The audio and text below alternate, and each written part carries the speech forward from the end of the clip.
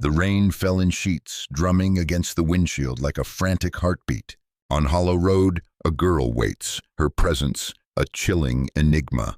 "Please take me home," she whispers, a plea that has echoed through the years.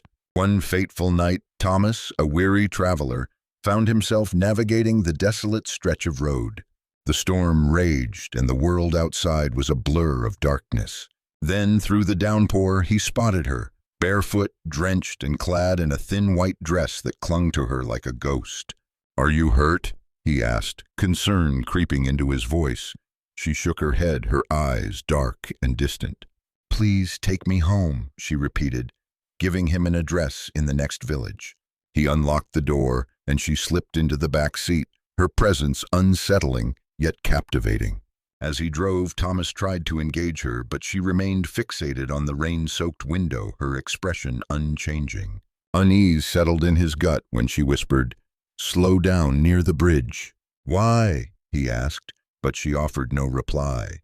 As they neared the old stone bridge, Anna suddenly covered her face.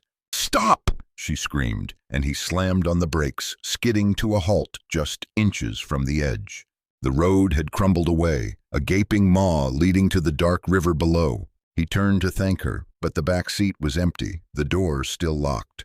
No footprints, no sign she had ever been there, only a silver necklace resting on the seat. At the address she had given, an elderly woman answered, her face draining of color, as Thomas described Anna. She revealed an old photograph, Anna, just as he had seen her, but with a haunting truth. She died 30 years ago. Her car had plunged from that very bridge during a storm. Thomas placed the necklace on the table, but the woman gasped, "That was buried with her." The next morning, he returned to Hollow Road, drawn by a need to understand. There he found a roadside memorial, Anna's photograph weathered by time. Beneath it, fresh flowers lay, and the inscription read, "She saves one driver every year." A smile crept across his face. Perhaps Anna was a guardian, but then he noticed a newer line scratched beneath it. Tonight she chose her replacement.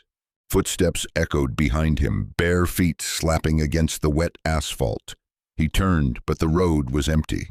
Yet when he looked down, his clothes were soaked, his skin ice cold.